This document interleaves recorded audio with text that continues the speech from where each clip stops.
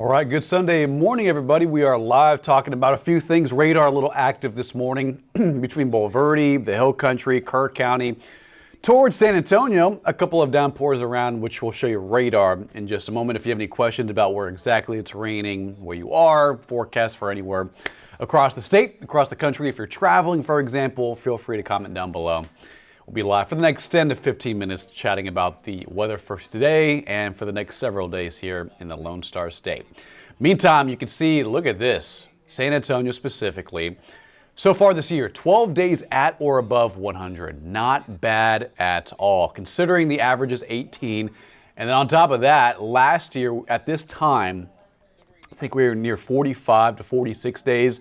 Last year totaled out with a final count of 75 triple-digit days. That's an all-time record for 1 year when you have data that dates back to the 1880s. So last year, 2023, had the most triple-digit days ever in 1 year. Right now we're at 12, so that's, again, not bad. It's been hot and humid, but the cloud cover, the rain, this pattern this summer has been a little cooler than normal. Obviously, it's been hot and humid and dangerously hot some days and a few weeks this year. But again, overall, by and large, this summer hasn't been bad at all. Average last 100-degree day is August 26th. The latest we've ever seen a 100-degree day is actually in late September. I believe that was in 2019, 2020. I think it was actually sometime near 2020 and 2021. That September 28th record right there, I'm trying to point at it, right there, is actually a pretty recent record. We hit 100, I think, 101, 102 late in the year on September 28th. Okay, today's forecast for your Sunday through 9 a.m. A couple of showers, an isolated storm is possible. Partly cloudy otherwise through the afternoon hours, a few clouds moving through. By 4, 5, and 6 p.m. tonight, there will be another round. The heating of the day with a front farther north across central Texas near Austin. Both those combined into one, that's a good recipe for widely scattered rain. It's not going to be everywhere, but notice between now and 5 o'clock, mostly sunshine, but around this evening, as we get a lot of the hot air mixing up in the atmosphere, that'll touch off a pretty good chance for rain this afternoon. So right now, though, it is quiet in downtown. However, the airport is picking up on a shower. That's where this observation is coming from. Our tower camera here on KENS 5 is pointing towards downtown, so you just see a little bit of cloud cover, some blue. So depending on where you're at, it's clear, but in some areas there is rain falling. Let's show you where that's at. We had a couple of larger storms move across 281 and Bulverde earlier this morning, at least east of Bulverde, not necessarily in Bulverde, but there was some lightning, a couple of downpours in Bandera, between there and Kerrville from earlier today, around the 6 and 7 o'clock hour. Now it's currently 8:21. Let's zoom in. A lot of this has fizzled out. You can see a couple of light areas of patchy, moderate to light rain between Leon Valley towards I-10, Vance Jackson. So just a heads up, roads are going to be a little damp and wet between 281, I-10, and towards Bandera Road. More rain, just light activity, Balcones Heights towards Blanco Road, Vance Jackson, Lock Hill, Selma. More sprinkles at best, I would say, towards Windcrest. Now, there is a pretty good downpour out near Live Oak, just near Universal City, right? There's Universal City Road right there. Hold on. There's Universal City Boulevard right there. Agora Parkway, this is where the Forum is at, the shopping center. And now this downpour is moving towards the south and west. So it's not moving towards Selma. It's not moving towards Schertz. There are maybe a few droplets at Schertz and in Schertz and near Cibolo along Seguin Road. Same thing with Gordon Blake Highway and towards O'Connor Road and Kitty Hawk as well. But this downpour, let me just put some arrows on. It's moving kind of in this direction in general. So if you're watching from Randolph Boulevard, Longhorn, O'Connor Road, this is moving in your direction. I don't think it's going to last very long, but it is still a pretty good moderate downpour moving over Live Oak as we speak, and that'll continue to drift farther south and southwest over the next 30 minutes. But there's not a lot of upper level support, so a lot of this rain will rain out and fizzle off, and we're not going to see much distance accumulate with this downpour moving farther to the south and west across San Antonio. But that's Live Oak. Just a heads up there. David, how do we get African dust several times a year when years ago only once a year?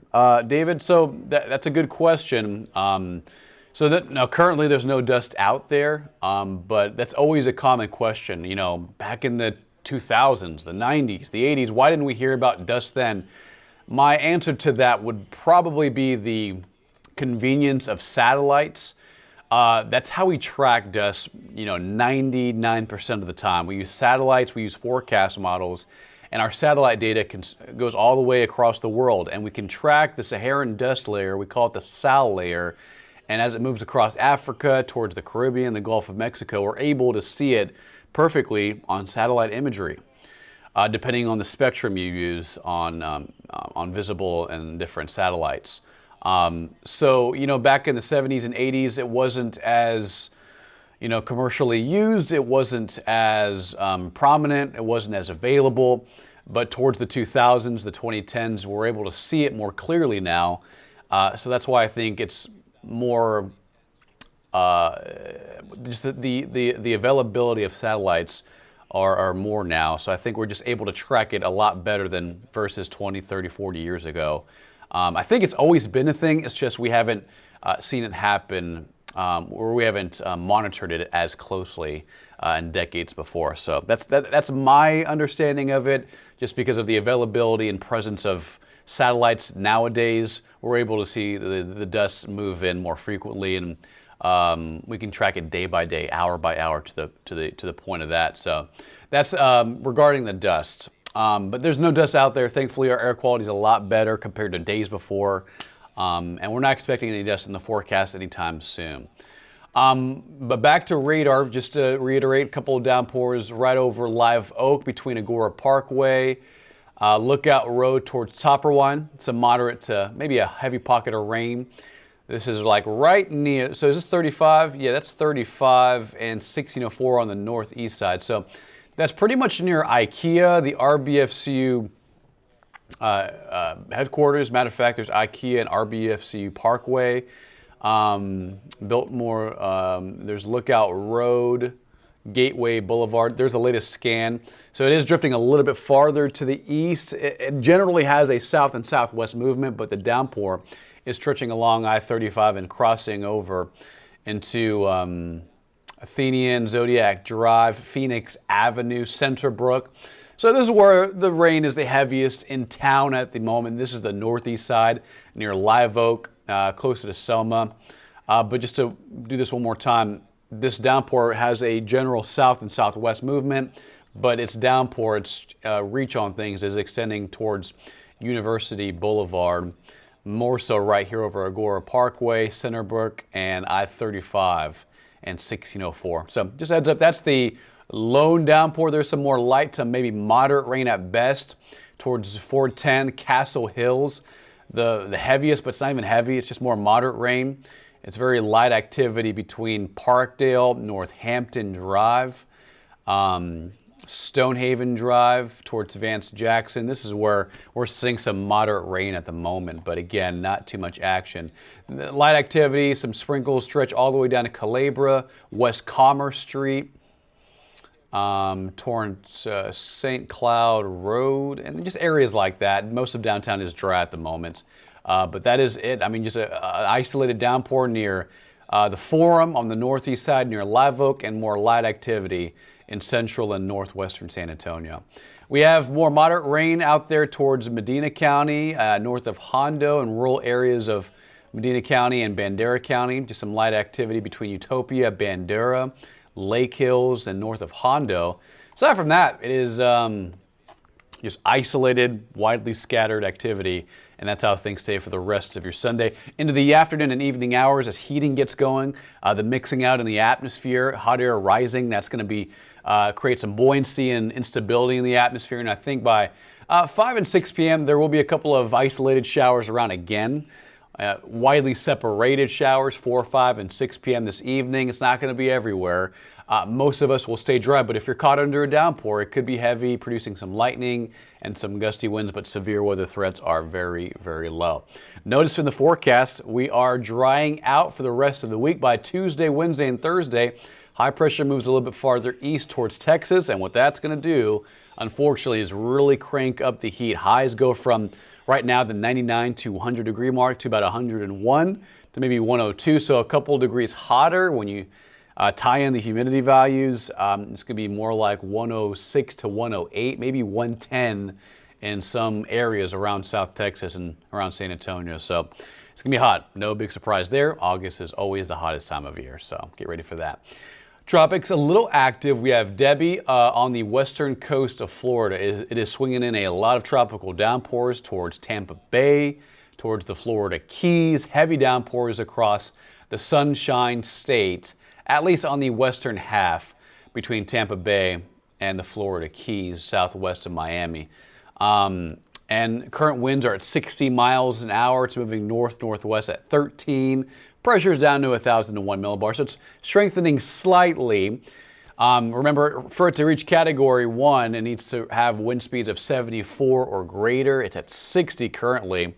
But keep in mind, it is over open water. The Gulf of Mexico is plenty warm. It's summertime. There's a lot of hot and humid air out there. It's a pretty ripe environment to get action going.